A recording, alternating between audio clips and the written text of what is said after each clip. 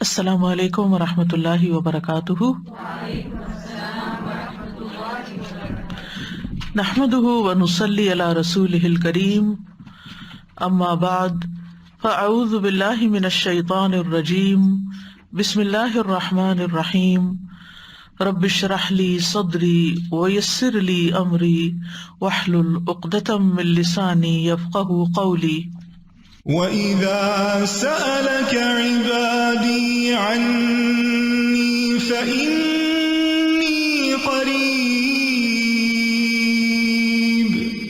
أُجِيبُ دَعْوَةَ الدَّاعِ إِذَا دَعَانِ فَلْيَسْتَجِيبُوا لِي وَلْيُؤْمِنُوا بِي لَعَلَّهُمْ يَرْشُدُونَ۔ اور جب میرے بندے آپ سے میرے بارے میں سوال کریں تو کہہ دیجئے، بے شک میں قریب ہوں، میں پکارنے والے کی پکار کا جواب دیتا ہوں جب وہ مجھے پکارے۔ تو ان کو چاہیے کہ یہ میرا حکم مانیں اور مجھ پر ایمان رکھیں تاکہ وہ ہدایت پائیں۔ فاستغفروه ثم توبوا إليه إن ربي قريب مجيب۔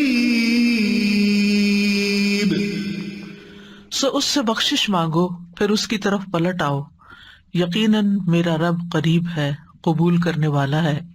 سبحان اللہ وبحمدہ، سبحان اللہ العظیم، سبحان ربی وبحمدہ، سبحان ربی وبحمدہ، سبحان اللہ عدد خلقہ ورضا نفسہ وزنۃ عرشہ ومداد کلماتہ، سبحان اللہ العظیم، سبحان ربی وبحمدہ، سبحان ربی وبحمدہ۔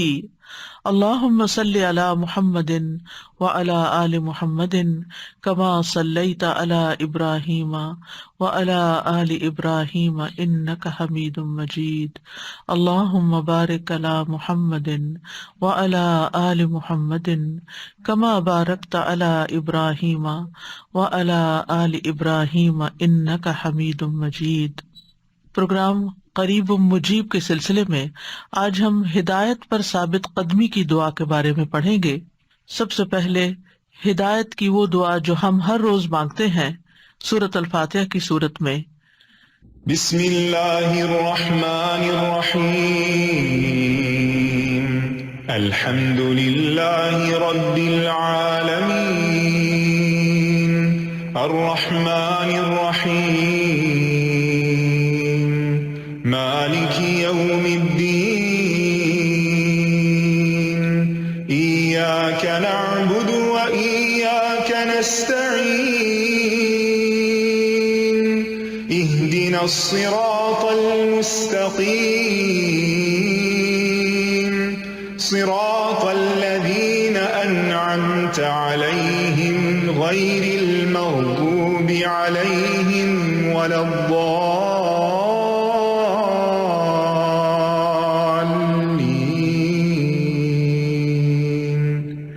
آمین۔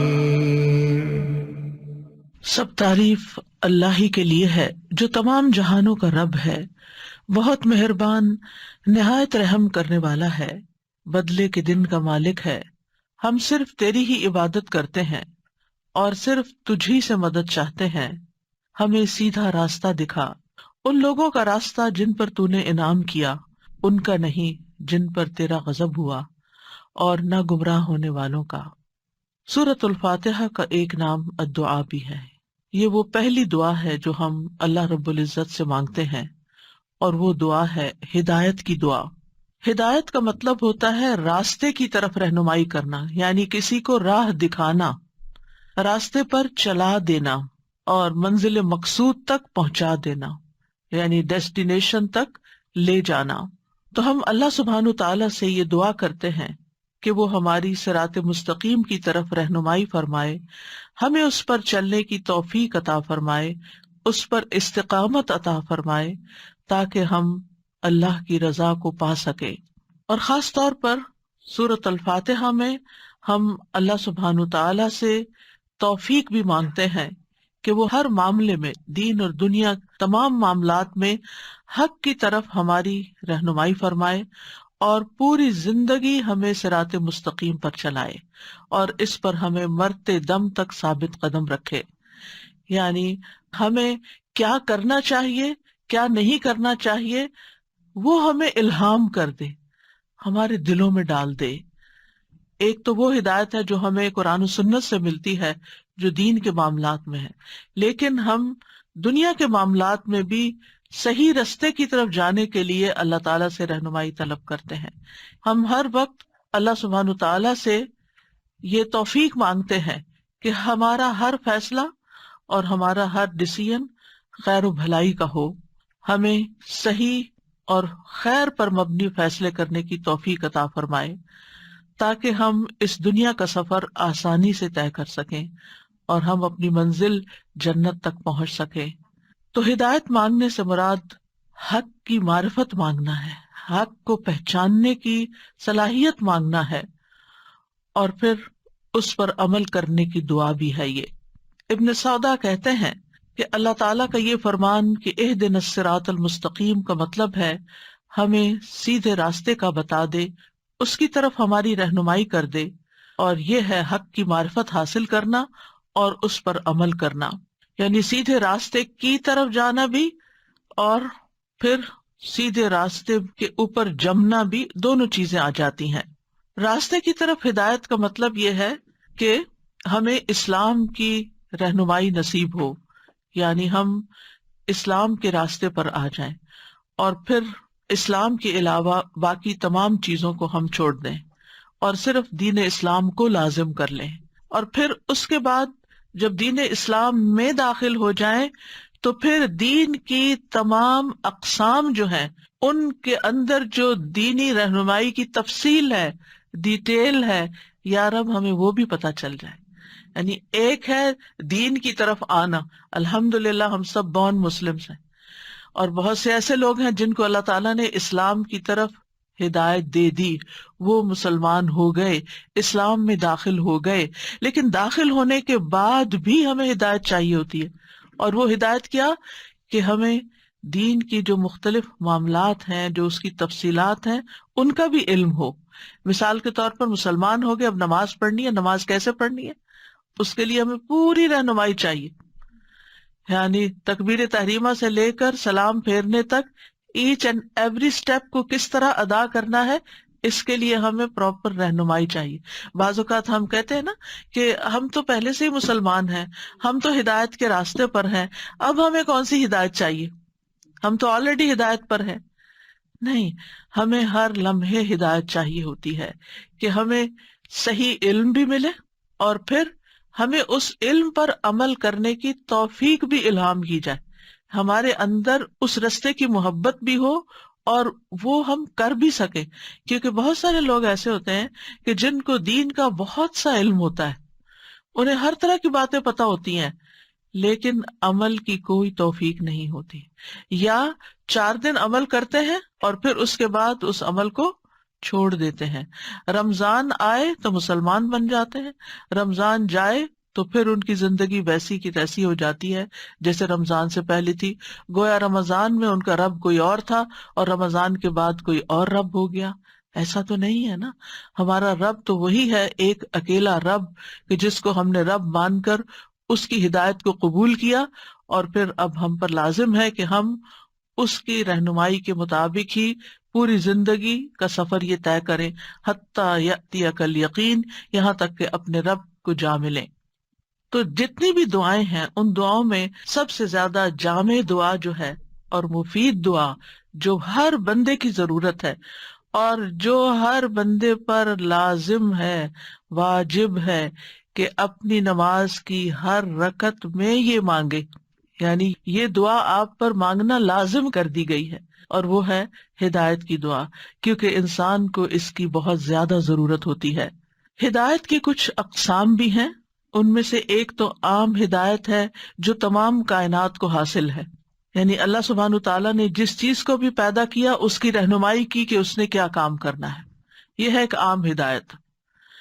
مثلاً جانور ہیں، پرند چرند ہیں، پودے درخت، سب کو پتا ہے کہ ان کا کیا کام ہے، وہ کیوں پیدا کیے گئے، ان کو اپنا پرپز آف لائف پتا ہے، اور وہ دن رات اسی میں لگے ہوئے ہیں. جس طرح اللہ تعالیٰ نے ان کو رہنمائی دی ہے وہ اس سے ہٹتے نہیں ہیں، وہ اپنی مرضی نہیں کرتے، جس دائرہ کار میں ان کو رکھا گیا وہ اسی میں رہتے ہیں. الذی خلق کل شیء ثم ہدی، اللہ تعالیٰ نے ہی پیدا کیا اور پھر ہدایت بھی دی. والذی قدر فہدی، اللہ نے مقدر کیا، تقدیر بنائی، پھر رہنمائی بھی کی. تو یہ تو سب کے لیے. اسی طرح یہ بنیادی رہنمائی انسان کو بھی حاصل ہے کہ مثلاً جب بچہ پیدا ہوتا ہے تو آپ دیکھیں کہ وہ روتا ہے، اور اگر ماں کے سینے کے ساتھ لگایا جو فوراً دودھ چوسنے لگتا ہے. یہ اس کو کس نے سکھایا؟ یہ اللہ تعالیٰ نے اس کی رہنمائی کی اور اس کی فطرت میں، انسٹنکٹ میں الہام کر دیا کہ اس نے اپنا رزق کہاں سے حاصل کرنا ہے، اور جب اس کو بھوک لگے تو اس نے رونا ہے. یعنی ماں تو نہیں سکھاتی کہ تم رو کر مجھے بتاؤ کہ تمہیں بھوک لگی ہے. تو یہ ایک رہنمائی ہے جو اللہ تعالیٰ نے انسانوں کو بھی دی ہے اپنی بنیادی ضروریات پوری کرنے کے لیے، اور یہ ایک فطری رہنمائی ہوتی ہے جس میں انسان کے اندر اپنی ضروریات پوری کرنے کی طرف توجہ ہوتی ہے. دوسرے یعنی خیر اور شر کا اس کو ایک معیار فطری طور پر بھی پتا ہوتا ہے کہ اچھا کیا ہے، برا کیا ہے. اور پھر اس کے بعد دوسری ہدایت اللہ تعالیٰ کی طرف سے آتی ہے، وہ ہے رہنمائی کی ہدایت جو اللہ تعالیٰ نے انبیاء اور رسولوں کو اتار کر نشانیوں، کتابوں، معجزات کے ساتھ انسانوں کی مدد کی اور ان کی رہنمائی کی، تاکہ ان کو کفر اور شرک کے اندھیروں سے نکال کر ایمان اور ہدایت کے نور کی طرف لے جائیں. اور اسی کے لیے اللہ تعالیٰ فرماتے ہیں یاسین والقرآن الحکیم انک لمن المرسلین علی صراط مستقیم. اور پھر سورۃ شورى میں آتا ہے وَإِنَّكَ لَتَهْدِي إِلَىٰ صِرَاطٍ مستقیم، کہ یقیناً آپ لوگوں کو صراط مستقیم کی طرف رہنمائی کرتے ہیں. تیسری قسم کی ہدایت توفیق کی ہدایت ہے، اور یہ صرف اللہ سبحانہ تعالیٰ کے ساتھ خاص ہے. یعنی دین کی ہدایت پیغمبر دیتے ہیں، علم کی ہدایت علماء دیتے ہیں، لیکن توفیق کی ہدایت، ہدایت توفیق جس کو کہتے ہیں، وہ صرف اور صرف اللہ سبحانہ تعالیٰ ہی کسی کو دیتا ہے، اور اللہ ہی بندے کو نیکی کے رستے پہ چلنے کی توفیق اور رہنمائی کرتا ہے. اور جس کو چاہتا ہے ایمان کی طرف رہنمائی دیتا ہے، جس کو چاہتا ہے کفر کی طرف دیتا ہے. اسی کے بارے میں اللہ تعالیٰ فرماتے ہیں انک لا تہدی من احببت ولکن اللہ یہدی من یشاء وہو اعلم بالمہتدین. بے شک آپ ہدایت نہیں دے سکتے جس کو آپ چاہتے ہیں، بلکہ اللہ ہدایت دیتا ہے جسے وہ چاہتا ہے، اور وہ ہدایت پانے والوں کو خوب جانتا ہے. تو علمی رہنمائی پیغمبر کرتے ہیں، لیکن توفیق کی رہنمائی اللہ ہی کرتا ہے. چوتھی رہنمائی ہے جنت یا جہنم کی طرف. اللہ سبحانہ تعالیٰ لوگوں کو جنت یا جہنم کی طرف ہدایت دیتا ہے. مومنوں کو وہ جنت کے راستے کی طرف ہدایت دیتا ہے اور دوسروں کو جہنم کا راستہ دکھاتا ہے. اسی لیے جب جنتی جنت میں پہنچیں گے تو وہ کیا کہیں گے؟ الحمد للہ الذی ہدانا لہذا وما کننا لنہتدی لولا ان ہدانا اللہ. سب تعریف اللہ کے لیے جس نے اس راستے کی طرف ہماری رہنمائی کی کہ جس پہ چل کے آج ہم یہاں جنت میں پہنچ گئے ہیں، اور ہم ہدایت پانے والے نہ تھے اگر اللہ ہمیں ہدایت نہ دیتا. اور جہنمیوں کے بارے میں اللہ تعالیٰ کیا فرمائیں گے؟ احشر الذین ظلموا وازواجہم وما کانوا یعبدون من دون اللہ فاہدوہم الی صراط الجحیم. اکٹھا کر دو ان سب کو جنہوں نے ظلم کیا اور ان کے ساتھیوں کو بھی، اور انہیں بھی جن کی وہ عبادت کرتے تھے اللہ کو چھوڑ کر، بس جہنم کے راستے کی طرف ان کو ہدایت دو، یعنی انہیں جہنم کا راستہ دکھا دو. اور ہدایت کا آخری مرتبہ کیا ہے؟ ابن قیم کہتے ہیں ہدایت کا ایک اور مرتبہ ہے، اور یہ اس کا سب سے آخری مرتبہ ہے، اور وہ ہے قیامت کے دن جنت کے راستے پر چلانا. بس جس کو اس دنیا کے گھر میں صراط مستقیم کی ہدایت کی گئی تو اس کو وہاں بھی سیدھے راستے پر چلنے کی توفیق دی جائے گی. اللہ کی جنت اور اس کے ثواب کے گھر تک پہنچنے کے لیے اور اس راستے پر اس کے قدم اسی قدر مضبوط ہوں گے جتنا وہ اس راستے پر چلتا ہے جو اللہ نے زمین میں بندوں کے لیے مقرر کیا ہے.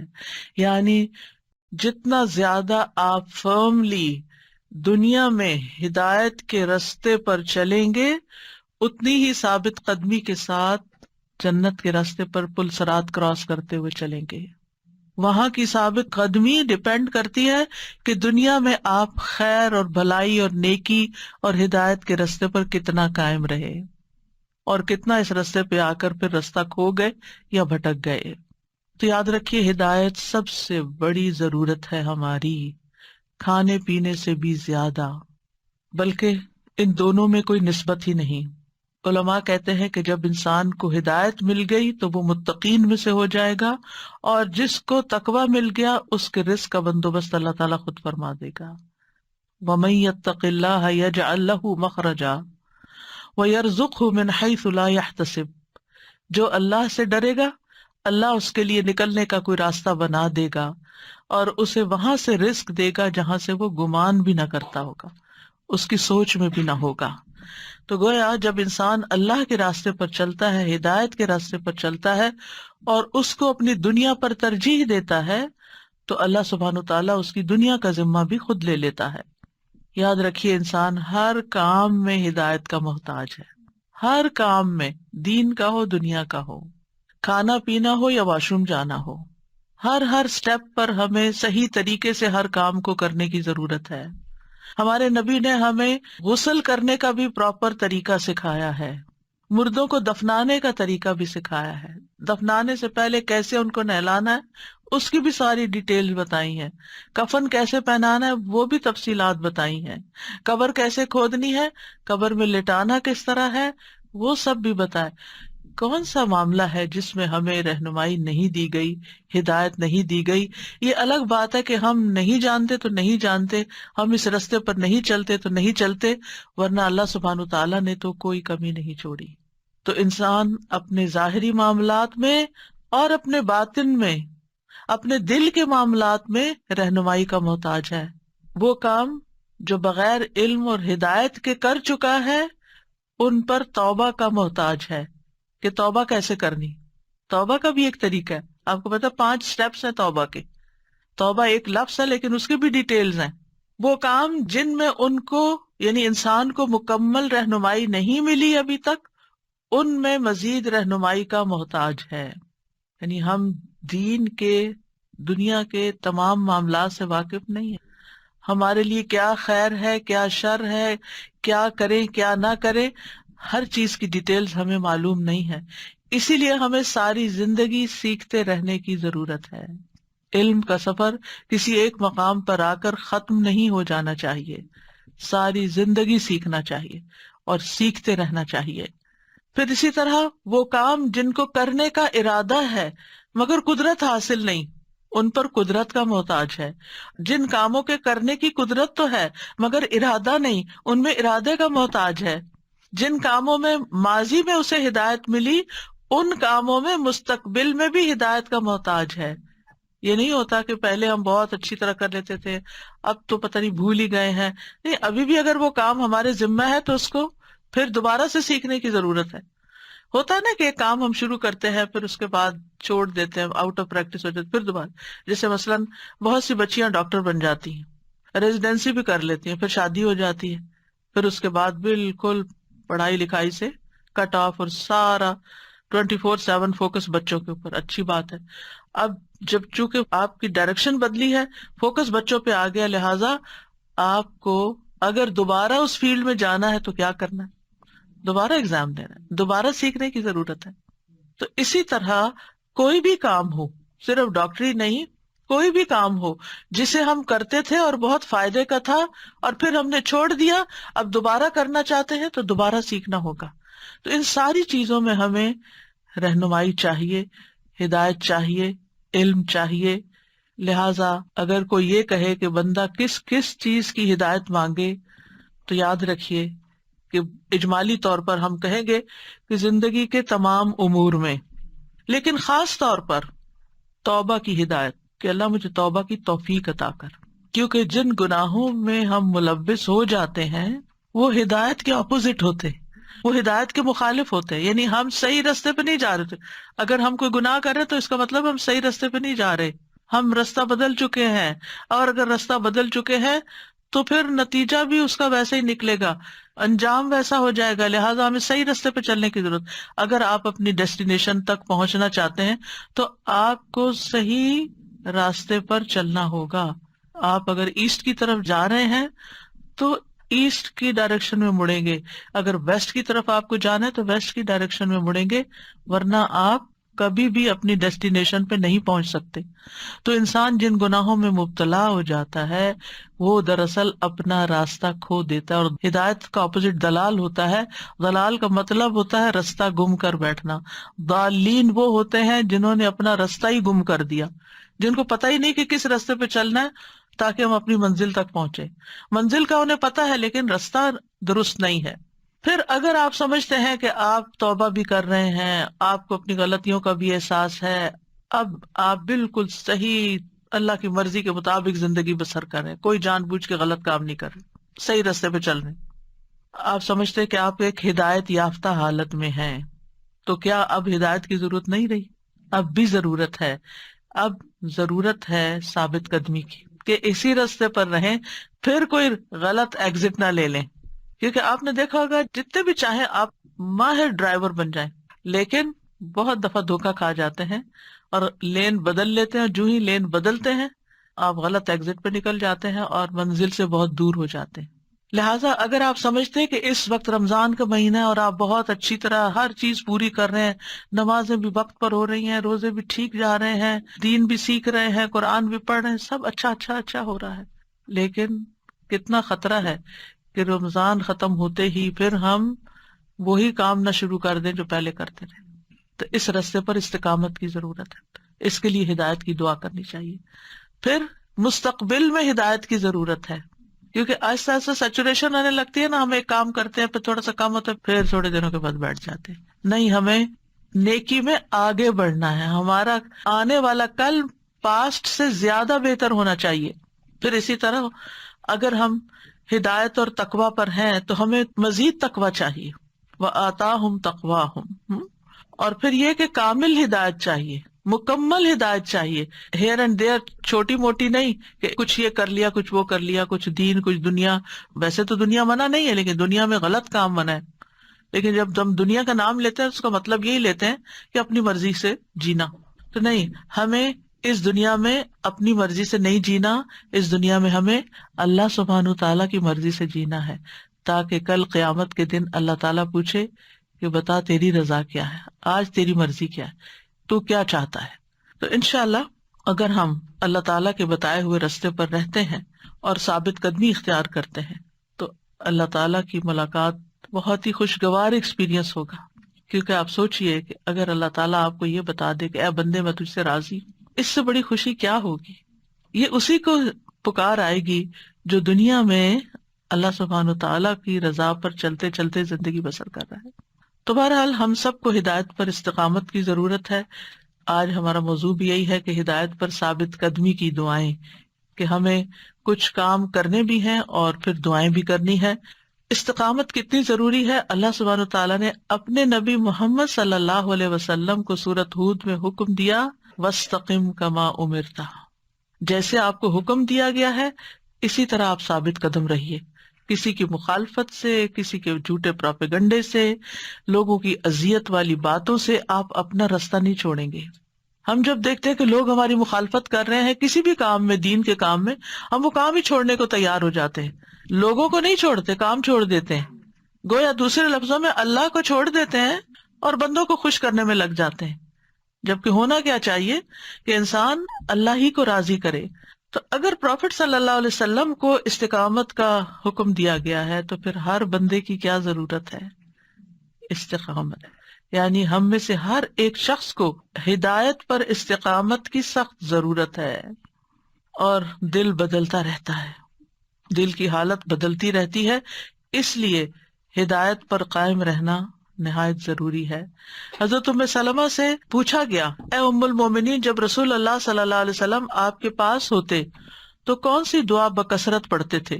انہوں نے کہا، آپ زیادہ تر یہ دعا پڑھتے، یا مقلب القلوب ثبت قلبی علی دینک. اے دلوں کو الٹ پلٹ کرنے والے، میرے دل کو اپنے دین پر ثابت قدم رکھ. جب آپ سے اس دعا کی وجہ دریافت کی گئی کہ آپ تو ہدایت پر ہیں اور یعنی آپ پر وحی آتی ہے، اللہ تعالیٰ سے براہ راست آپ کا کنیکشن ہے، تو آپ کے لیے کیا ضرورت ہے اس کی؟ آپ نے فرمایا ہر آدمی کا دل اللہ تعالیٰ کی انگلیوں میں سے 2 انگلیوں کے درمیان ہے، اس کی مرضی ہے کہ جس کو چاہے راہ ہدایت پر ثابت رکھے، جس کو چاہے گمراہ کر دے۔ اور اس سے بہت ڈر لگتا ہے، کیونکہ بعض اوقات جب یہ سننے میں آتا ہے کہ کوئی شخص دین میں بہت آگے تھا اور پھر اس نے سب کچھ چھوڑ دیا اور دوسری راہ پہ نکل گیا، تو بہت دکھ ہوتا ہے اور اپنی ذات کی پریشانی لگ جاتی کہ اللہ تو ہمیں ثابت قدمی عطا فرمانا۔ ابن قیم کہتے ہیں بندے کو جب یہ علم ہو جاتا ہے کہ اللہ دلوں کو پھیرنے والا ہے اور اللہ بندے اور اس کے دل کے درمیان حائل ہو جاتا ہے، اور اللہ ہر روز ایک نئی شان میں ہوتا ہے، اور وہ جو چاہتا ہے کرتا ہے، وہی فیصلہ کرتا ہے جو وہ چاہتا ہے، اور یہ کہ اللہ سبحانہ تعالیٰ جس کو چاہتا ہے ہدایت دیتا ہے، جس کو چاہتا ہے گمراہ کرتا ہے، جس کو چاہتا ہے اس کا مرتبہ بلند کر دیتا ہے، اور جس کا چاہتا ہے مرتبہ گرا دیتا ہے۔ اور جیسا کل ہم نے پڑھا تؤتی الملک من تشاء وتنزع الملک ممن تشاء وتعز من تشاء وتذل من تشاء۔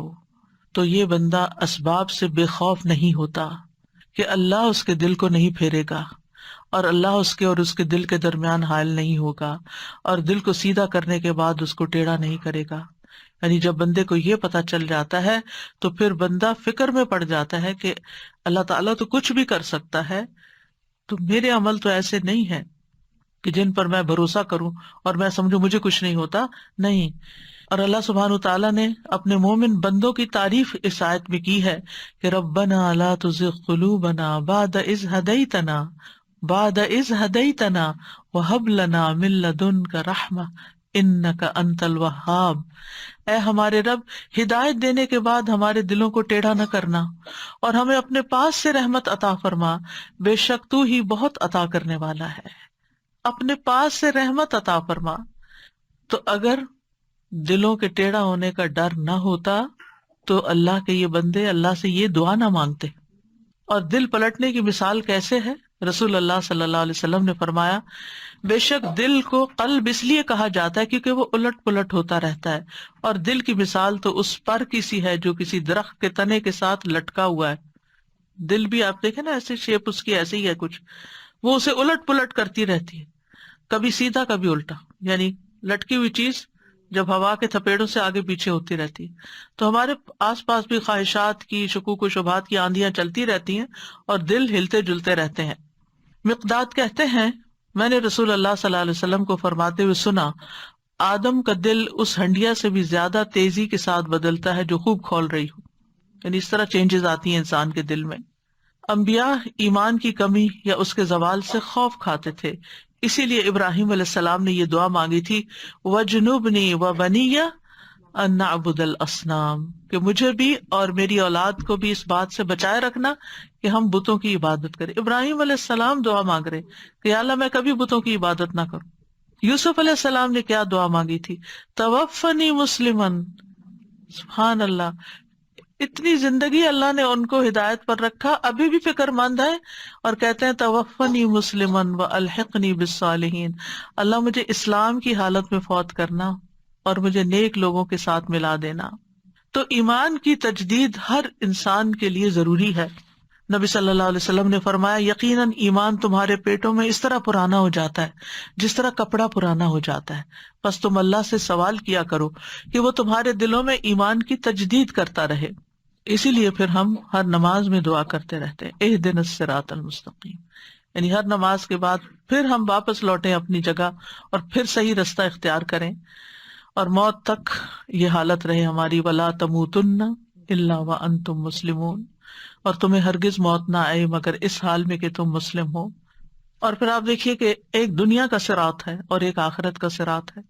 دنیا میں صراط مستقیم ہے جس کی ہم ہدایت مانگتے ہیں، جس پہ چلتے رہنے کی توفیق اور استقامت کی توفیق مانگتے ہیں، اور ایک ہے آخرت میں جنت میں پہنچنے کے لیے ایک برج، پل صراط جس کو کہتے ہیں، اس پر بھی بہت پھسلن ہے اور اس پر بھی ثابت قدمی کی بہت ضرورت ہے۔ جتنا جتنا انسان کا قدم اللہ کی طرف جانے کے راستے میں مضبوطی سے جم جاتا ہے، اتنا ہی اس کا پاؤں صراط پر جمے گا اور جنت میں جانے کے لیے اس کو آسانی ہوگی۔ جس رفتار سے وہ دنیا میں صراط مستقیم پر چلے گا اسی رفتار سے وہ پل صراط پر چلے گا. کچھ لوگ بجلی کی تیزی سے وہاں گزر جائیں گے، کچھ لوگ پلک جھپکنے کی مانند گزر جائیں گے. تو ہم سب اپنا جائزہ لیں کہ ہم اس دنیا میں کتنی تیزی کے ساتھ ہدایت کی بات کو قبول کرتے ہیں، اس پر عمل کرتے ہیں اور پھر اس پر قائم رہتے ہیں. یہ ڈٹرمن کرے گا کہ آپ پل صراط پر کس طرح گزریں گے. یعنی انسان اپنے پل صراط پہ چلنے کی رفتار کو دنیا میں صراط مستقیم پر چلنے کی رفتار سے ناپ لے. یعنی پورا پورا بدلہ ہے. هل تجزون الا ما کنتم تعملون. تو دنیا میں جیسے اعمال ہوں گے ویسا ہی پل صراط پر معاملہ ہوگا. نبی صلی اللہ علیہ وسلم نے فرمایا پل صراط سے لوگ اپنے نور کے مقدار کے مطابق گزر جائیں گے. بعض وہ ہوں گے جو آنکھ جھپکنے کی دیر میں گزر جائیں گے، بعض وہ ہوں گے جو بجلی کی طرح، جیسے بجلی چمکتی ہے نا اتنی دیر میں گزر جائیں گے، بعض بادلوں کی طرح گزریں گے. یہاں آپ کو قریب میں بادل اڑتے نظر آتے ہیں نا، تو آپ نے دیکھا ہوگا کبھی کبھی بادل ذرا سے تیز چل رہے ہوتے ہیں، کبھی آہستہ. قیامت کے دن بھی پل صراط پر بھی کچھ لوگ اسی رفتار سے چل رہے ہوں گے اور پھر جا پہنچیں گے اپنی منزل کو. کچھ لوگ ستاروں کے ایک دوسرے پر حملہ کرنے کی طرح گزر جائیں گے، کچھ لوگ آندھی کی طرح گزر جائیں گے، کچھ لوگ گھوڑوں کے دوڑنے کی طرح گزریں گے، کچھ آدمیوں کے دوڑنے کی طرح گزریں گے جیسے انسانوں کی دوڑ ہوتی ہے. پھر اس کے گزرنے کی باری آئے گی جس کو روشنی اس کے پاؤں کی پشت پر دی گئی، وہ چہرے، ہاتھوں اور پاؤں کے بل رینگ رینگ کے گزرے گا، جیسے کرال کرتے ہیں نا ایسے کر کے پل صراط سے پار کرے گا. تو ہر ایک کا وہاں معاملہ مختلف ہوگا. دنیا میں بھی آپ دیکھیں کہ ایک سڑک ہوتی ہے لیکن ایک گاڑی پرانی ہوتی ہے اور ایک گاڑی نئی ہوتی ہے، ایک لیٹسٹ ماڈل کی ہوتی ہے، تو ان دونوں کی رفتار میں بہت فرق ہوتا ہے. تو اگر دین کے معاملے میں بھی ہم اپنے علم پر صحیح طور پر اور جلد عمل کرنے والے ہوں گے اور اس پر جمے ہوئے ہوں گے تو انشاءاللہ وہاں بھی آسانی ہوگی. اب وہ کیا اسباب ہیں کہ جن کی وجہ سے ثابت قدمی نصیب ہوتی ہے؟ کیا کریں کہ ثابت قدم رہیں؟ سب سے پہلے تو اس بات پر یقین کہ اللہ ہی ثابت قدمی عطا کرتا ہے. یثبت اللہ الذین آمنوا بالقول الثابت فی الحیات الدنیا وفی الآخرہ. اللہ ان لوگوں کو جو ایمان لائے پختہ بات کے ساتھ خوب قائم رکھتا ہے دنیا کی زندگی میں بھی اور آخرت میں بھی. دوسرا، ایمان اور تقوی کو لازم کر لینا. یا ایھا الذین آمنوا اتقوا اللہ وآمنوا برسولہ یؤتکم کفلین من رحمتہ ویجعل لکم نورا تمشون بہ. ایمان اور تقوی کی وجہ سے نور نصیب ہوتا ہے جس سے انسان اس راستے پر چلتا رہتا ہے. تیسری چیز ہے قرآن کو مضبوطی سے تھام لینا، قرآن کو پکڑ لینا، قرآن سے مسلسل رہنمائی لینا. قل نزلہ روح القدس من ربک بالحق لیثبت الذین آمنوا وہدی وبشریٰ للمسلمین. کہہ دیجئے اسے یعنی قرآن کو روح القدس نے تیرے رب کی طرف سے حق کے ساتھ تھوڑا تھوڑا کر کے نازل کیا ہے تاکہ ان لوگوں کو ثابت قدم رکھے جو ایمان لائے. اگر آپ ہفتے میں 2 دن بھی ویکینڈ پر بھی قرآن کلاسز جاری رکھتے ہیں 5 دن جاب کر کے، تو آپ دیکھیے کہ یہ تھوڑا تھوڑا بھی بہت فائدہ مند ہو جاتا ہے. انسان اس ڈوز کو لینے کے بعد دائیں بائیں ہونے لگتا ہے تو پھر دوبارہ ڈوز مل جاتی ہے اور پھر دوبارہ اور پھر دوبارہ. تو کوئی نہ کوئی آپ مستقل ایسا طریقہ رکھیں، اپنے آپ کو باندھ لیں. یہ نہیں کہ ایک کورس کرنے کی حد تک. دس از اے لائف ٹائم جرنی، ساری زندگی کا سفر ہے. جب یہ ہاتھ سے چھٹے گا اندھیروں میں چلے جائیں گے. لہذا تلاوت کے ساتھ، حفظ کے ساتھ، اس کے فہم، تدبر، اس میں غور و فکر اور اس کے معنی کی ڈیپتھ میں جاتے رہیں.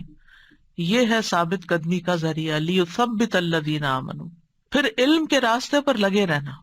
نبی صلی اللہ علیہ وسلم نے فرمایا جو شخص کسی راستے میں حصول علم کی خاطر چلا ہو تو اللہ اسے جنت کی راہوں میں سے ایک راہ پہ چلا دے گا. جس طرح کا راستہ ہوگا ویسی ہی آگے جنت ہوگی. پھر کیونکہ علم جو ہے وہ سینے کو کھولتا ہے، وسعت پیدا کرتا ہے، حتیٰ کہ سینہ پوری دنیا سے زیادہ وسیع ہو جاتا ہے. اس کے برعکس جہالت سینے کو تنگ کرتی ہے، اس کو بند کر دیتی ہے، اس کو قید کر دیتی ہے. تو جتنا جتنا بندے کا علم بڑھتا جاتا ہے اس کا سینہ کھلتا جاتا ہے. یعنی یہ اس علم کی وجہ سے ہوتا ہے جو رسول اللہ صلی اللہ علیہ وسلم سے ہمیں وراثت میں ملا ہے، جس کو علم نافع کہا جاتا ہے. پھر ہے انبیاء اور صالحین کی سیرت کو پڑھنا. یہ ہو نہیں سکتا کہ آپ کسی صحابی کی سیرت پڑھیں اور آپ کے آنسو نہ آئیں، ہو نہیں سکتا.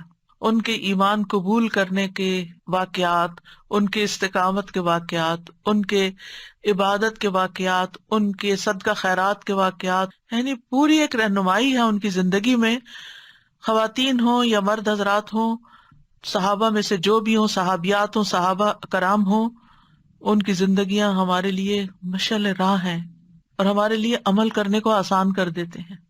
لہٰذا کوئی نہ کوئی ایسا سلسلہ جاری رکھیں، یعنی اپنے ساتھ اپنے مطالعے کے لیے، یا آج کل تو الحمدللہ نیٹ پر بھی بہت کچھ اویلیبل ہے، لیکن صحیح کی تلاش آپ کا کام ہے کہ ایسی سیریز جو ہیں، سیرت کی سیریز جو ہیں یا سیرت صحابہ کی سیریز جو ہیں، ان کو اگر آپ اپنے سننے کا ایک معمول بنا لیں تو آپ کو استقامت نصیب ہوگی کہ صحابہ آخر دم تک جمے رہے، ہمیں بھی اسی رستے پر رہنا ہے. اسی طرح انبیاء کے واقعات ہیں جن میں آپ دیکھیں کہ ابراہیم علیہ السلام کی ثابت قدمی آخر وقت تک، موسیٰ علیہ السلام کی ثابت قدمی، کلا انما معی ربی سیہدینی، میرے ساتھ تو میرا رب ہے، وہی مجھے ضرور ہدایت دے گا.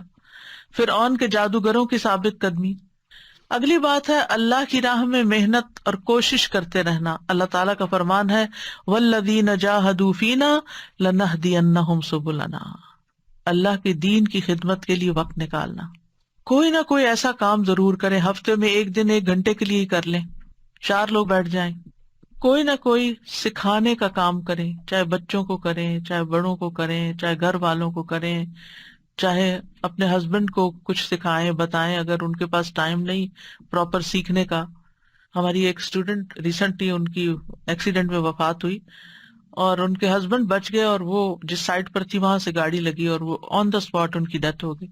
تو ان کے ہسبینڈ کی آڈیو میں نے سنی اور وہ کہہ رہے تھے کہ جس وقت اس کی وفات ہوئی ہے وہ قرآنی اور مسنون دعاؤں میں سے پڑھ کے میرا پروننسیشن ٹھیک کروا رہی تھی، اور وہ یہ دعا پڑھتے ہوئے اس کی ڈیتھ ہوئی. اور آ رہی تھی ایک اس نے کووڈ میں ایک کورس شروع کروایا تھا آن لائن، اور ان لوگوں کا وہ کورس ختم ہوا تو انہوں نے انوائٹ کیا کہ اب حالات اچھے ہو گئے، ہم آپ سے ملاقات چاہتے ہیں، آپ ہمیں آ کے درس دیں. اور جو ہی انہوں نے یعنی درس دینے کے بعد واپسی کا رستہ اختیار کیا تو ایکسیڈنٹ ہو گیا اور اسی میں وفات ہو گئی. تو اب دیکھیے کہ وہ موقع بھی اس بچی نے جانے نہیں دیا کہ میں اس وقت بھی اور کسی کو نہیں تو اپنے ہسبینڈ کو ہی سکھا دوں. کتنا مشکل کام ہے، لیکن اس کے لیے آسان ہے جس کے لیے اللہ چاہے. ہماری محبت کا تقاضا کیا ہے کہ ہم جو خیر خود سمیٹتے ہیں اس میں سے ان کے ساتھ بھی شیئر کریں، اور جب آپ عاجزی اور محبت کے ساتھ کریں گے تو ضرور وہ بھی لیں گے، کیونکہ ہم استاد بننے کی کوشش کرتے ہیں جو کہ درست نہیں. تو اگر ہم آرام سے، پیار سے، محبت سے ان کے ساتھ وہ علم شیئر کریں گے جو ہم لیتے ہیں تو انشاءاللہ ان کو بھی فائدہ پہنچے گا. یعنی دنیا میں کوئی ایک بندہ بھی آپ کو ایسا نہیں ملتا کہ جس کے ساتھ آپ نالج شیئر کر سکیں، کیونکہ اس شیئرنگ کے ساتھ آپ کے اندر استقامت آتی ہے، موٹیویشن آتی ہے، اور آپ کا علم پختہ ہوتا ہے. ایک ہوتا ہے لینا اور ایک ہوتا ہے پھر دینا. جب آپ دینے لگتے ہیں تو پھر آپ جم جاتے ہیں، پھر آپ کو خود بھی اس میں لطف آنے لگتا ہے، پھر آپ اس رستے میں اور کوشش کرتے ہیں، مزید سیکھتے ہیں. پھر ہے نیکی اور اطاعت کے کاموں میں لگے رہنا، یعنی کوئی نہ کوئی خیر کا کام، انسانوں کی مدد، لوگوں کو اچھے مشورے دینا، اپنی سکلز کے حساب سے، اپنی ایکسپرٹیز کے حساب سے دوسروں کی زندگی آسان کرنا. آپ کو طبی نسخے معلوم ہیں، آپ کو ایکسرسائز کروانا آتی ہے، آپ کو بہت اچھا کھانا پکانا آتا ہے، یعنی کون سی اسکل ہے جو آپ کے پاس ہے اس میں آپ دوسروں کی مدد کریں. یعنی کوئی ایسا کام کریں جس سے لوگوں کی زندگیاں آسان ہو.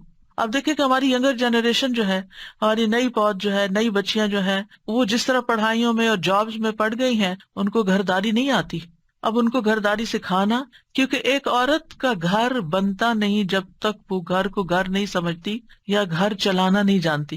یعنی آپ کسی بھی گھر میں مہمان کی طرح نہیں رہ سکتے، آپ کو اس کو اون کرنا پڑتا ہے. اور جب آپ کسی چیز کو اون کرتے ہیں تو پھر آپ کو ٹیک کیئر کرنی پڑتی ہے، اس کی رسپانسبلٹی لینی پڑتی ہے، اور اس کام کو کرنے کا پھر طریقہ سیکھنا پڑتا ہے. اور آج کی بات ہی نہیں، ہم سب اچھی طرح جانتے ہیں جب ہماری شادی ہوئی تھی تو ہم کتنے ماہر تھے مختلف کاموں میں، ساتھ ہی سیکھا نا. اپنے آس پاس، دائیں بائیں، آگے پیچھے. لیکن ہمارے اور اب کی جنریشن میں ایک بڑا فرق ہے. ہم خاندانوں کے اندر رہتے تھے جس میں صرف ماں نہیں سکھاتی تھی، صرف ساس نہیں سکھاتی تھی، کوئی پھپھی، کوئی چچی، کوئی مامی، کوئی دوست، کوئی ہمسائی، کوئی کچھ. اور اب ان سارے رشتوں کی جگہ لے لی ہے یوٹیوب نے. اور جو کچھ سیکھنا وہاں سے، لیکن وہاں سے ایکسپیرینس نہیں آپ کو ملتا. وہ آپ کو ایک ریسیپی تو دے سکتے ہیں، اس کو دیکھ کے آپ 4 چیزیں جوڑ توڑ کے کچھ ملغوبہ بنا سکتے ہیں، لیکن وہ ٹیسٹ نہیں آ سکتا، وہ کوالٹی نہیں آ سکتی جو آپ کسی کو لائیو کام کرتے ہوئے دیکھ کے سیکھتے ہیں. تو یہ اسکلز اگر آپ کو آتی ہیں تو آپ اپنی بہنوں کی بچیوں، بھانجیوں، بھتیجیوں، یعنی جس کو بھی آپ کر سکتے ہو ان کو اپنے سے مانوس کریں اور ان کے ساتھ یہ خیر کے کام کریں اور ان کو گھرداری سکھائیں. حتیٰ کہ رواداری یعنی رشتوں کو کیسے نبھانا ہے یہ بھی نہیں آتا. یعنی بہت پیچھے چلے گئے. خاندانی زندگی ہماری بہت کمزور ہو گئی ہے، فیملی لائف بہت ویک ہو گئی ہے، رشتوں کی پہچان نہیں. خود ہم اپنے آپ کو دیکھیں، کیا ہمیں اپنے بہنوں بھائیوں کے بچوں کے نام آتے؟ اور اگر ان کے آتے ہیں اور اگر ان کے آگے بچے تو ان کے آتے نہیں. یہ قریبی رشتے ہیں جو وراثت میں بھی حصے دار بن جاتے ہیں، لیکن ہمیں ان کی بھی پہچان نہیں رہی. تو جب پہچان ہی نہیں رشتوں کی تو صلہ رحمی کہاں سے کریں گے؟ اور صلہ رحمی نہیں تو زندگی میں برکت کہاں سے آئے گی؟ ہم اپنے ایک خول میں بند ہو گئے، صرف میں، میری زندگی، میری اسپیس، میری لائف اور میری پرائیویسی. اس سے زندگی نہیں گزرتی. یہ زندگی پرائیویسی کے لیے نہیں ہے، یہ زندگی اگلی زندگی کو بہتر بنانے کے لیے. اور اس کے لیے آپ کو اپنی ذات میں بھی اصلاح کرنی ہے، اپنے خاندان میں بھی کرنی ہے، اپنی ایکسٹینڈیڈ فیملی میں بھی کرنی ہے، اپنی کمیونٹی میں بھی کرنی ہے، اور ایک مسلم امہ کے لیے بھی کام کرنا ہے. لیکن یہ سٹیپ بائی سٹیپ ہوتا ہے. پہلے ایک چھوٹا سرکل درست کیجئے، پھر اس کے بعد بڑا سرکل، پھر بڑا، پھر بڑا، پھر بڑا. کوئی بندہ بڑا کام نہیں کر سکتا جب تک وہ چھوٹا کام نہیں کرتا.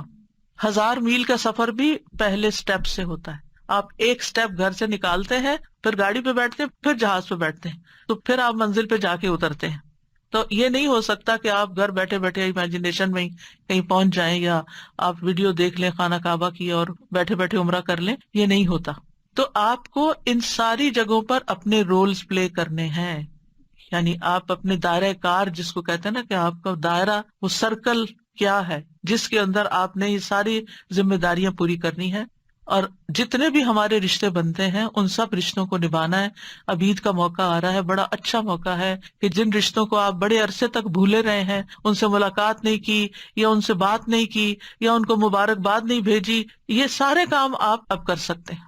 یعنی جو ہی رمضان ختم ہو تو اب محنت کے تو آپ عادی ہو چکے ہیں. عید کا موقع ہے، اور عید کے ساتھ ہی آپ عید کے دن یا عید کے اگلے دن سے آپ ساری لسٹ پہلے سے بنا لیں. ہونی تو یہ چاہیے پہلے کی لسٹ، اور اب آپ دیکھنا شروع کر دیں کہ کس کے ساتھ کیا معاملہ کرنا ہے. لیکن یہ کہ اگر نہیں بنی ہوئی تو ہم سب کو اس کو آرگنائز کرنا چاہیے. رشتوں کی پہچان بھی ہونی چاہیے، اور پھر ان کے ساتھ ہم نے کیا کرنا ہے وہ بھی ہمیں لکھا ہونا چاہیے. صرف لکھ کے سو نہ جائیں بلکہ کریں بھی صحیح. پھر اس کے بعد یہ کہ اللہ تعالیٰ کے احکامات کی حفاظت کرنے سے اللہ کی حفاظت ملتی ہے. احفظ اللہ یحفظ کا. پھر ایک نیکی اگلی نیکی کا دروازہ کھولنے کا باعث بنتی ہے. ہشام بن عروہ سے مروی ہے، وہ اپنے والد سے روایت کرتے ہیں، وہ کہتے ہیں کہ جب آپ دیکھیں کہ ایک شخص نیک عمل کر رہا ہے تو جان لیں کہ اس نیکی کے لیے اور بھی پیچھے نیک اعمال ہیں جس کی وجہ سے اس کو اس نیکی کی توفیق ملی ہے. یعنی ایسا نہیں ہوتا کہ اچانک ہی آپ کو کوئی لا کے کھڑا کر دے کہ اب نیکی کر لو. وہ بندے کو سمجھ ہی نہیں آئے گی میں نے نیکی کیا کرنی ہے. تو اس لیے ایک نیکی کے پیچھے اور بہت سی نیکیاں ہوتی ہیں. ماں باپ کی دعائیں ہوتی ہیں، اور بہت سے لوگوں کی سپورٹ ہوتی ہے. آپ نے لوگوں کے ساتھ تعلق بنا کر رکھا ہوتا ہے، پھر آپ کو موقع ملتا ہے کہ آپ آگے بڑھ سکیں. یعنی جب آپ ایک ڈگری لیتے ہیں یونیورسٹی میں تو وہ ایسے تھوڑی ہوتا ہے کہ آپ چند دن وہاں حاضری لگا کے آگے اور گھر میں چند کتابیں لیٹ کے پڑھ لی اور پھر آپ ایک ڈگری لینے چلے گئے. ایسے نہیں ہوتا. اس کے پیچھے بہت ایک لمبی ایفرٹ ہوتی. مثلاً اس وقت ہر شخص جہاں جہاں تراویح پڑھ رہا ہے وہ امام کے اوپر ضرور رشک کر رہا ہوگا. مجھے تو بہت رشک آتا ہے، بہت زیادہ رشک آتا ہے. یہ خوش قسمت ترین لوگ ہیں یہ کہ جن کو اللہ نے یہاں لا کھڑا کیا.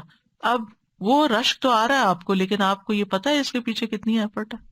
جو امام جتنا اچھا پڑھتا ہے تو میں سوچتی ہوں کہ اس نے اتنی ہی محنت کی ہے. یہ اتنی آواز میں میچورٹی اور اتنا ٹھہراؤ اور ایک رفتار سے پڑھنا، یہ نہیں کبھی اوپر کبھی نیچے کبھی دائیں کبھی بائیں، نہیں، خوبصورت انداز میں جیسے بہتا پانی ہو. تو یہ ساری چیزیں ایک محنت اور اس کے پیچھے بڑی بڑی ایفرٹ ہوتی ہے. کہاں کہاں سے یعنی وہ ہیرے انہوں نے اکٹھے کیے ہوتے ہیں جو آ کے آپ کو پھر رمضان میں ڈلیور کرتے ہیں. ایک ایک آیت دل پہ کیسے اثر کر رہی ہوتی ہے، اس کے پیچھے ماں باپ کی کتنی محنت ہوتی ہے، استادوں کی کتنی محنت ہوتی ہے، اور گائیڈ کرنے والوں کی کیسی محبت ہوتی ہے. تو یہ بہت ساری چیزیں ہوتی ہیں جب جا کے انسان کو نیکی کرنے کا موقع ملتا ہے، اور اسی طرح باقی نیکیاں بھی. اور وہ کہتے ہیں کہ جب آپ کسی کو دیکھیں کہ وہ برا کام کر رہا ہے تو جان لیں کہ اس برائی کی اور بھی بہنیں ہیں. یعنی یہ برائی یہ صرف یہاں سے نہیں آئی، اس کے پیچھے اور بھی بہت سی چیزیں. مثلاً ایک شخص غصہ کرتا ہے نا، چیختا چلاتا ہے، تو آپ کا کیا خیال ہے کہ وہ ایسے ہی بس ابھی وقتی طور پر ہی اس کے اندر کوئی ابال آ گیا تھا؟ نہیں، اس کے اندر وہ بہت کچھ جمع تھا اور اب وہ پھٹ پڑا ہے. وہ کئی دنوں سے اکٹھا ہو رہا تھا اور اب وہ باہر آ گیا ہے. جیسے لاوا جو ہے اسی وقت تھوڑی بنتا ہے، وہ اندر تھا اور اس کو رستہ ملا اور اس نے باہر تباہی مچا دی.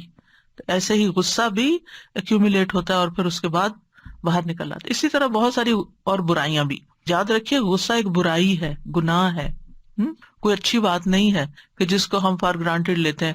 بس مجھے غصہ آ گیا تھا اور بڑے آرام سے کہہ دیتے مجھ پہ شیطان آ گیا. آپ نے آنے کیوں دیا اس کو؟ آپ اتنے کمزور ہیں کہ وہ آپ کے اوپر حملہ آور ہو جائے. ٹھیک ہے آ جاتا ہے، ہم سب انسان ہیں، لیکن حضرت عمر بھی تو تھے جن سے شیطان بھاگتا تھا.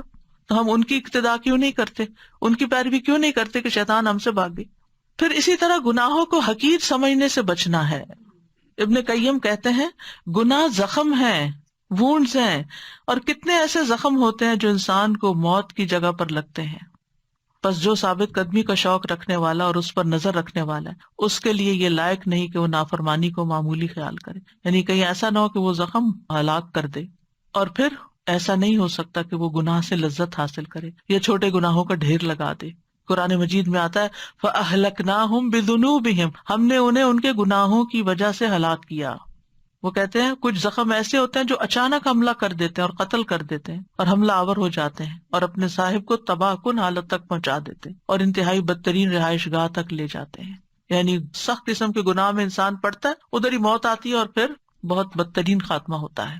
پھر ہدایت پر ثابت قدم رہنے کے لیے نیک لوگوں کی صحبت اور مجلس اختیار کرنا، ان کے پاس بیٹھنا. اس کا حکم نبی صلی اللہ علیہ وسلم کو بھی دیا گیا، وَاصْبِرْ نَفْسَكَ مَعَ الَّذِينَ يَدْعُونَ رَبَّهُمْ بِالْغَدَاةِ وَالْعَشِيِّ. یہ نہیں کہ عوام کو ضرورت ہوتی ہے نیک لوگوں کے پاس بیٹھنے کی، خواص کو بھی ہوتی ہے، علماء کو بھی ہوتی ہے، ہر ایک کو ضرورت ہوتی ہے کہ وہ دوسروں سے انسپریشن لے اور ان کی وائبز بھی اس کے اندر آئے، ان کی نیکی اور ان کے تقویٰ اور ان کے ایمان کی قوت اس سے فائدہ اٹھائے. اللہ تعالیٰ فرماتے ہیں اور آپ اپنے آپ کو ان لوگوں کے ساتھ روکے رکھیے جو اپنے رب کو پہلے اور پچھلے پہر پکارتے ہیں، یعنی صبح و شام اللہ کا ذکر کرتے ہیں. ابن قیم اپنے استاد ابن تیمیہ کا حال بیان کرتے ہوئے کہتے ہیں جب ہمارا خوف شدید ہو جاتا اور ہمیں بدگمانیاں ہو جاتی اور زمین ہم پہ تنگ ہو جاتی تو ہم آپ کے پاس آ جاتے اور صرف اتنا ہی وقت لگتا کہ ہم آپ کو دیکھتے، آپ کی گفتگو سنتے تو یہ سب کچھ ختم ہو جاتا. اور یہ سب کچھ یعنی ہمارے خوف اور پریشانیاں شرح صدر، قوت، یقین اور اطمینان میں تبدیل ہو جاتا صرف اس مجلس کی برکت سے، ان کی باتیں سن کے. تو ہم سب کو اس کی ضرورت ہوتی ہے کہ ہم اپنے ایمان کو رینیو کرتے رہیں ایسی مجالس کے ساتھ. لہٰذا آج کی مجلس یا آخری مجلس نہیں، یہ پروگرام کنٹینیو کریں گے ایک ڈفرینٹ سٹائل میں انشاءاللہ تعالی. پھر اہل ایمان کی مجلس تلاش کرنی چاہیے. یعنی انسان کام کے لیے تو پھر کسی کے ساتھ بھی اس کو کام کرنا پڑتا ہے اور کام کرنا چاہیے، لیکن صرف اسی ماحول کا ہی نہ ہو کر رہ جائے. اہل ایمان کی مجلس تلاش کرے کہاں ہے اور وہاں پر جائے اور اس کا اہتمام کرے. معاذ رضی اللہ عنہ نے ایک دفعہ ایک صحابی سے کہا آؤ ہمارے پاس بیٹھو، ہم ایک گھڑی ایمان لے آئیں. یعنی ایک مجلس قائم کریں کہ جس میں ہم اپنے ایمان کی تجدید کریں. ابن مسعود کہا کرتے تھے آؤ ہمارے پاس بیٹھو ہم اپنا ایمان بڑھا لیں، اور وہ اپنی دعا میں کہا کرتے تھے اللہم زدنی ایمانا و یقینا و فقہا، اے اللہ مجھے ایمان، یقین اور فقہ یعنی دین کی سمجھ میں زیادہ کر دے اور آگے بڑھا دے. یہ صحابہ ہیں جو یہ دعائیں مانگ رہے ہیں. اور ویسے بھی آپ دیکھیں نا، مومن کا آئینہ ہوتا ہے اور وہ اس کا دفاع بھی کرتا ہے، اور اگر وہ غلطی کرے تو اس کو بتاتا بھی ہے کہ یہ چیز ٹھیک نہیں ہے، اور اس کی غیر موجودگی میں اس کی عزت کی حفاظت بھی کرتا ہے. پھر اسی طرح استقامت کے لیے ضروری ہے کہ فتنوں سے بچائیں اپنے آپ کو. ایسی جگہیں، ایسے لوگ جو فتنہ پیدا کرتے ہیں ان کی کمپنی سے پرہیز کریں، چاہے ورچوئل ہو. بعض اوقات ہم غلط قسم کی ویڈیوز دیکھتے ہیں، غلط قسم کے لوگوں کی باتیں سنتے ہیں، ہم کہتے ہیں ذرا ہمیں پتہ تو چلے یہ کیا سوچتے ہیں. اور پھر کسی طرح وہ سوچ آپ تک بھی ٹرانسفر کر دیتے ہیں. تو اس لیے شر کا دروازہ بند ہی رہے. آپ دیکھیں کہ اگر آپ کو مثلاً سانپ سے ڈر لگتا ہے یا کتے سے ڈر لگتا ہے اور وہ کسی روم کے اندر بند ہے تو آپ کیا کرتے ہیں؟ دروازہ کھول دیتے ہیں اس کا کہ کوئی نہیں، میں دیکھوں تو صحیح کیا کر رہے ہیں اندر. نہیں، ہمیں نہیں دیکھنا کیا کر رہے ہیں. اللہ سبحانہ تعالیٰ نے ہماری رہنمائی کر دی ہے کہ خیر کیا اور شر کیا ہے. پہلے وہ رہنمائی لے لیں، پھر اس کے بعد اگر کسی شر کا مقابلہ کرنا پڑا تو اللہ تعالیٰ خود رہنمائی کرے گا. پھر زبان کو مستقیم رکھنا. نبی صلی اللہ علیہ وسلم نے فرمایا کسی آدمی کا ایمان درست نہیں ہو سکتا جب تک اس کا دل درست نہ ہو، اور اس کا دل درست نہیں ہوتا جب تک اس کی زبان درست نہ ہو جائے. سوچیں کیا بولتے ہیں، کس طرح دوسروں سے بات کرتے ہیں، یہ بڑا ہی ضروری ہے، کیونکہ زبان سے بہت سی خرابیاں اور بہت سے فتنے کھڑے ہوتے ہیں، اور انسان بہت سی نعمتوں سے محروم ہو جاتا ہے صرف زبان کے غلط استعمال کی وجہ سے. پھر نفس کا محاسبہ کرتے رہیں، نفس کا محاسبہ کرتے رہیں. قرآن مجید میں اللہ تعالیٰ فرماتے ہیں قد افلح من زکاہا، وہ شخص کامیاب ہوا جس نے نفس کو سنوار لیا. ابن المنقدر کہتے ہیں میں نے اپنے نفس کا مقابلہ کرنے میں 40 سال تک تکالیف برداشت کی، یہاں تک کہ میرے نفس کو استقامت حاصل ہو گئی. حسن بصری کہتے ہیں مومن اپنی ذات پر نگران ہے اور وہ اللہ عز و جل کے لیے اپنا محاسبہ کرتا ہے. قیامت کے دن ان لوگوں کا حساب آسان ہوگا جو دنیا میں اپنے نفس کا حساب کرتے رہتے ہیں. جو اپنا محاسبہ دنیا میں کرتے رہتے ہیں، قیامت کے دن ان کا حساب آسان ہو جائے گا. اور جو دنیا میں اپنے آپ کو بس کھلی چھٹی دے دیتے ہیں، جو دل چاہے وہ کر لیتے ہیں اور اپنے آپ پر کوئی چیک نہیں رکھتے، تو پھر قیامت کے دن ان سے سخت حساب لیا جائے گا. پھر جہاں ہمیں ان امور کا پتہ ہونا چاہیے جن کے کرنے سے ثابت قدمی ہوتی ہے، وہاں ان باتوں کا بھی پتہ ہونا چاہیے کہ جو ثابت قدمی سے ہٹا دیتی ہیں، جو رکاوٹ بن جاتی ہیں. ان میں سب سے نمبر 1 خواہشات ہیں، اپنے نفس کی خواہشات.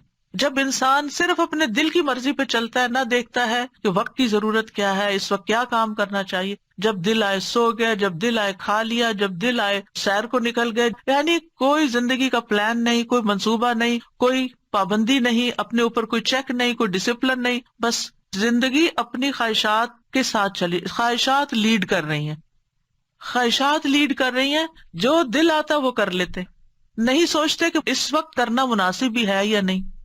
اب مثال کے طور پر اذان ہو چکی ہے اور آپ کہتے ہیں اچھا میں تھوڑی دیر سو لوں، پھر دیکھتے ہیں اذان ابھی تو کافی ٹائم ہے، اور جب آپ اٹھتے ہیں تو نماز کا وقت جا چکا ہوتا ہے یا لیٹ ہو چکا ہوتا ہے. اب آپ نے کوئی صحیح کام تو نہیں کیا. یہ کیوں کیا آپ نے؟ اپنی خواہش پر چلتے ہوئے. اسی طرح اور بھی بہت ساری چیزیں ہیں، مثلاً ادھر نماز کا وقت ہو رہا تھا، ادھر آپ کہتے ہیں میں ذرا مارکیٹ سے کوئی چیز لے آؤں. بھئی آپ پہلے نماز پڑھے پھر آپ مارکیٹ چلے جائیں. تو اگر آپ دنیا میں اللہ تعالیٰ کی ذات کو پرائرٹی نہیں دیتے اور چیزوں کو دیتے ہیں تو پھر آپ کے ساتھ ویسا ہی معاملہ کیا جائے گا. پھر دوسری چیز ہے اللہ تعالیٰ کی آیات سے صاف نکل جانا، پڑھ سن سمجھ کے کچھ عمل نہ کرنا. پھر ہے خود پسندی اور لمبی آرزویں. خود پسندی، جو خود کر رہے ہیں بس وہی ٹھیک ہے، جو میرا طریقہ ہے بس یہی سب سے پسندیدہ ہے، بس اپنے طریقے پہ کام کرنا، چاہے 10 لوگ سمجھانے والے ہوں، کسی کی بات نہ سننا نہ سمجھنا. اور لمبی لمبی آرزویں رکھنا، یہ کر لیں گے وہ کر لیں گے، لیکن کرنا کرانا کچھ نہیں. پھر دنیا کی رنگینیاں. نبی صلی اللہ علیہ وسلم نے فرمایا تمہارے اوپر یقیناً دنیا برسا دی جائے گی، یہاں تک کہ تم میں سے کسی ایک کے دل کو کوئی چیز ٹیڑھا نہ کرے گی مگر دنیا کی مزید طلب، اور دنیا مل جائے اور اچھی ہو جائے اور اچھی ہو جائے، لہٰذا اسی میں ہی دل پھر حق سے، ہدایت سے، دین سے ہٹ جائیں گے. پھر بری ہم نشینی، برے کمپینینز، جن کے اندر کوئی اللہ کا خوف نہیں، جن کی زبان کسی کنٹرول میں نہیں، جن کا کوئی دین ایمان نہیں، ان کی کمپنی انسان کو ہدایت سے دور کر دیتی ہے. قرآن مجید میں آتا ہے اور جس دن ظالم اپنے دونوں ہاتھ دانتوں سے کاٹے گا، یعنی قیامت کے دن انسان اپنے ہاتھوں کو اپنے ہی دانتوں سے کاٹے گا اور کہے گا اے کاش میں رسول کے ساتھ کچھ رستہ اختیار کرتا، ہائے میری بربادی، کاش میں فلاں کو دلی دوست نہ بناتا. فلاں سے مراد کوئی نان مسلم ہو سکتا ہے، کوئی بے دین انسان ہو سکتا ہے، کوئی غلط کام کرنے والا ہو سکتا ہے. بے شک اس نے تو مجھے نصیحت سے گمراہ کر دیا، یعنی اس کی باتوں نے تو مجھے حق سے ہی پھیر دیا اس کے بعد کہ وہ میرے پاس آ گئی تھی. یعنی مجھے ہدایت صحیح رستے کا پتہ چل گیا تھا، لیکن چونکہ میری فرینڈ کی پسند نہیں تھی لہٰذا میں اس پر نہیں چلی. اور شیطان ہمیشہ انسان کو چھوڑ جانے والا ہے، اور سب سے بری دوستی شیطان کی دوستی ہے، جو انسان کو غلط رستے پہ لگا کے اس کے بعد دھوکہ دے جاتا ہے. اب ثابت قدمی کے فائدے کیا ہوتے ہیں؟ دنیا میں ہی خیر ملنے لگتی ہے انسان کو. اللہ تعالیٰ فرماتے ہیں وَأَلَّ بِاسْتَقَامُوا عَلَى الطَّرِيقَةِ لَأَسْقَيْنَاهُمْ مَاءً غَدَقًا. اور یہ وحی کی گئی کہ اگر وہ راستے پر قائم رہتے تو ہم انہیں ضرور بہت وافر پانی پلاتے. پانی سے مراد یہاں دنیا کی نعمتیں. پھر خوف اور غم سے نجات کا باعث ہے. سبحان اللہ. ثابت قدمی کی وجہ سے انسان خوف اور غم سے نکل آتا ہے. ان الذین قالوا ربنا اللہ ثم استقاموا فلا خوف علیہم ولا هم يحزنون اولئک اصحاب الجنۃ خالدین فیہا جزاء بما كانوا یعملون. یقیناً وہ لوگ جنہوں نے کہا اللہ ہمارا رب ہے پھر اس پر خوب قائم رہے تو ان پر نہ کوئی خوف ہوگا اور نہ وہ غمگین ہوں گے. یہی لوگ جنت والے ہیں جو اس میں ہمیشہ رہیں گے. یہ ان کے اعمال کا بدلہ ہے جو وہ کرتے رہے. پھر استقامت کی وجہ سے فرشتوں کا ساتھ ملنا. ان الذین قالوا ربنا اللہ ثم استقاموا تتنزل علیہم الملائکۃ الا تخافوا ولا تحزنوا وابشروا بالجنۃ التی کنتم توعدون نحن اولیاؤکم فی الحیاۃ الدنیا وفی الآخرہ. یقیناً جن لوگوں نے کہا اللہ ہمارا رب ہے پھر اس پہ قائم رہے ان پہ فرشتے اترتے ہیں ان سے کہتے ہیں نہ ڈرو نہ غم کرو اور اس جنت کی خوشخبری پاؤ جس کا تم سے وعدہ کیا جاتا ہے. ہم دنیا کی زندگی میں بھی تمہارے دوست ہیں. ایسے لوگ کب پھر تنہائی محسوس کرتے؟ وہ اکیلے تھوڑی فیل کرتے ہیں، وہ اکیلے ہونے کو زیادہ انجوائے کرتے ہیں. اور آخرت میں بھی تمہارے دوست ہیں، دنیا میں بھی ساتھ دیں گے آخرت میں بھی. تو اللہ تعالیٰ ایسے لوگوں کے کاموں میں فرشتوں کی مدد شامل کر دیتا ہے اور ان کے کام آسان ہو جاتے ہیں. پھر یہ کہ جو شخص اللہ کی اطاعت میں استقامت اختیار کرے اس کے لیے کیا خوشخبریاں ہیں. رسول اللہ صلی اللہ علیہ وسلم نے فرمایا سفید بال مومن کا نور ہے. اسلام میں جس آدمی کے بال سفید ہو جاتے ہیں تو ایسے ہر بال کی وجہ سے اس کو نیکی ملتی ہے، کریڈٹس ملتے ہیں اور اس کا ایک درجہ بلند ہو جاتا ہے. یعنی دین پہ چلتے چلتے آپ کے بال سفید ہو گئے تو ہر بال کے بدلے نیکی اور ہر بال کے بدلے درجہ بلند. کتنے بال ہیں کوئی گن سکتا ہے اپنے؟ اور مرتے دم تک عبادت کا اجر. عمرو بن مرہ الجہنی کہتے ہیں قبیلہ بنو خزاعہ میں سے ایک شخص رسول اللہ صلی اللہ علیہ وسلم کی خدمت میں حاضر ہوا اور عرض کیا میں گواہی دیتا ہوں کہ اللہ کے سوا کوئی معبود نہیں اور آپ اللہ کے رسول ہیں اور میں 5 نمازیں پڑھتا ہوں اور رمضان کے روزے رکھتا ہوں اور اس کا قیام بھی کرتا ہوں اور زکوٰۃ بھی دیتا ہوں. رسول اللہ صلی اللہ علیہ وسلم نے فرمایا جو شخص ان اعمال پر فوت ہوا وہ صدیقین اور شہداء میں سے ہے. یعنی یہ استقامت کا فائدہ ہے. یعنی جس نے اپنی زندگی اس طریقے پر گزاری پھر اس کا انجام ایسا ہوگا. اور آخر میں آ جاتا ہے ثابت قدمی حاصل کرنے کے لیے دعائیں کرنا، یعنی ہدایت پر ثابت قدمی کی دعائیں. ان میں نمبر 1 تو وہی ہے اہدنا الصراط المستقیم. پھر ہے ربنا لا تزغ قلوبنا بعد اذ ہدیتنا وہب لنا من لدنک رحمہ انک انت الوہاب. ربنا لا تزغ قلوبنا بعد إذ هديتنا وهب لنا من لدنك رحمة إنك أنت الوهاب. اے ہمارے رب ہدایت دینے کے بعد ہمارے دلوں کو ٹیڑھا نہ کرنا اور اپنے پاس سے ہمیں رحمت عطا فرما. بلا شبہ تو ہی سب کچھ عطا کرنے والا ہے. یعنی دعا میں سے یہ وہ چیز ہے جو اپنے مقاصد میں بہت ہی اعلیٰ اور افضل ہے، کیونکہ جس کو استقامت نصیب ہو گئی، ان کاموں کا کرنا نصیب ہو گیا اور مستقل جو اللہ کو پسند ہے اور جن پہ اللہ راضی ہوتا ہے اور وہ ان پہ جم جاتا ہے، تو اس سے اچھی بات کیا ہو سکتی ہے. اور آپ دیکھیے ہم سب اس ایکسپیرینس سے گزرتے ہیں کہ ہم اچھے کام کرتے رہنا چاہتے ہیں لیکن کوئی نہ کوئی رکاوٹ، کوئی نہ کوئی مشکل آ جاتی ہے، کوئی غم آ جاتا ہے، کوئی پریشانی آ جاتی ہے، پھر ہم ہٹ جاتے ہیں. پھر واپس لانے میں بڑی مشکل ہوتی ہے اپنے آپ کو. عادتیں بنانے میں بڑی دیر لگتی ہے، روٹین بننے میں بڑا ٹائم لگتا ہے. روٹین ایک دن میں نہیں بنتی. اپنے آپ کو سخت ڈسپلن کرنا پڑتا ہے کہ اس وقت میں اتنا کام تو کرنا ہے، چاہے تھکے ہیں، چاہے نیند ہے، چاہے کچھ بھی ہے، یہ تو کرنا ہی کرنا ہے. اتنی دیر تو اس جگہ پر بیٹھنا ہی بیٹھنا ہے. تو یہ ساری چیزیں جو ہیں یہ اگر انسان کو نصیب ہو جائے، جس کو اپنے نفس پہ کنٹرول ہو جائے، جو اپنی لائف کی باغ ڈور اپنے ہاتھ میں لے لے. ایک ہے نفس ہمیں رول کرے اور ایک ہے ہم نفس کو رول کریں. ایک ہے نفس ہمیں کنٹرول کرے اور ایک ہے ہم اس کو کنٹرول کر لیں کہ نہیں اے نفس اس وقت تمہاری بات نہیں مانی جائے گی، مجھے یہ کام کرنا ہے. تو اس کے لیے ربنا لا تزغ قلوبنا، کیونکہ جو دل ہوتے ہیں نا، خواہشات ہوتی ہیں وہ رستہ بناتی ہیں ادھر ادھر، کوئی تعویل کر لیتے ہیں، کسی کا عذر بہانہ لے لیتی ہیں. تو اللہ ہمیں حق سے منحرف نہ کرنا، کیونکہ ہدایت کا اپوزٹ پھر انحراف ہوتا ہے، اور کبھی یہ جہالت کی وجہ سے ہو جاتا ہے، کبھی کسی جذباتیت کی وجہ سے ہو جاتا ہے. اور پھر یہ کہ ہمیں اپنے پاس سے رحمت عطا کر، کیونکہ ہمیں جو کچھ بھی ملتا ہے نا وہ اللہ کی رحمت سے ہی ملتا ہے، ہمارے اپنے اختیار میں نہیں ہوتا.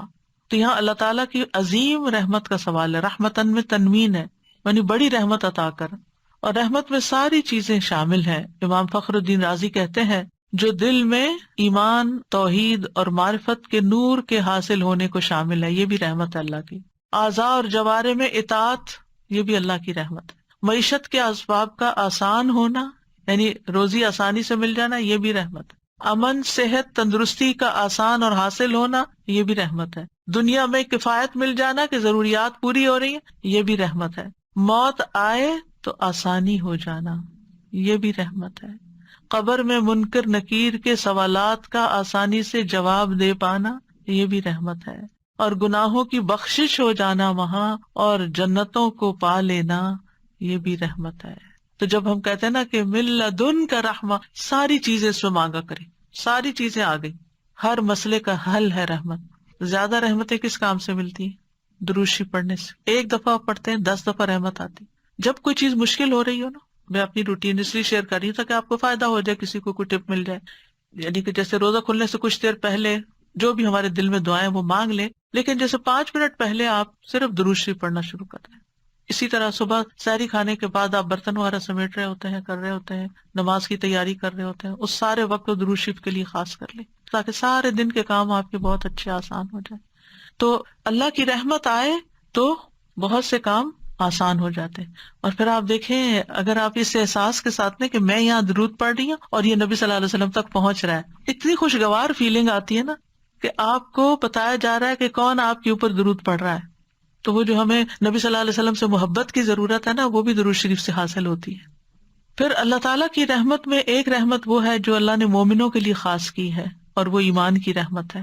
ایک اور رحمت ہے جو متقین کے لیے خاص ہے، اور وہ اطاعت کی رحمت ہے.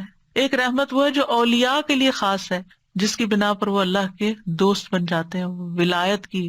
ایک رحمت ہے جو انبیاء کے ساتھ خاص ہے، جو نبوت کی شکل میں ان کو ملتی ہے. اور یہ رزق ہے جو تقسیم کیا گیا ہے مختلف لوگوں کے لیے رحمت کا.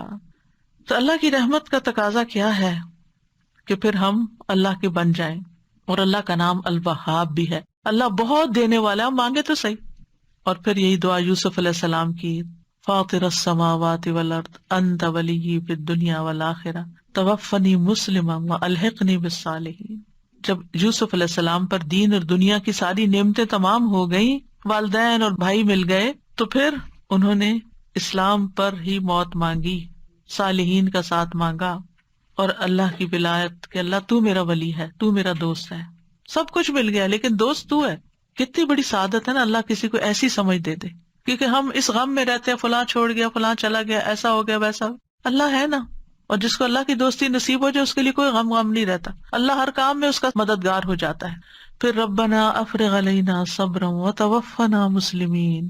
صبر کی کمی تو اللہ صبر انڈیل دے ہمارے اندر، انڈیل دے، تاکہ ہمارا دل بہادر ہو جائے، قوی ہو جائے، مضبوط ہو جائے، اور ہمیں اسلام کی حالت میں موت آئے. اور یہ فرعون کے جادوگروں نے دعا کی تھی جب وہ مسلمان ہو گئے تھے. پھر ایک اور دعا ہے، اللہم توفنا مسلمین واحینا مسلمین والحقنا بالصالحین غیر خزایا ولا مفتونین. اے اللہ ہمیں حالت اسلام میں موت عطا فرما، حالت اسلام میں زندہ رکھ، نیک لوگوں میں شامل فرما کہ ہم رسوا نہ ہوں اور نہ کسی فتنے کا شکار ہوں. پھر یا مقلب القلوب ثبت قلبی علی دینک. اے دلوں کو الٹ پلٹ کرنے والے، میرے دل کو اپنے دین پہ جما دے. اللہم مصرف القلوب صرف قلوبنا علی طاعتک. اے اللہ دلوں کے پھیرنے والے، ہمارے دلوں کو اپنی اطاعت پر پھیر دے. اللہم انی اسألک الہدی والتقی والعفاف والغنی.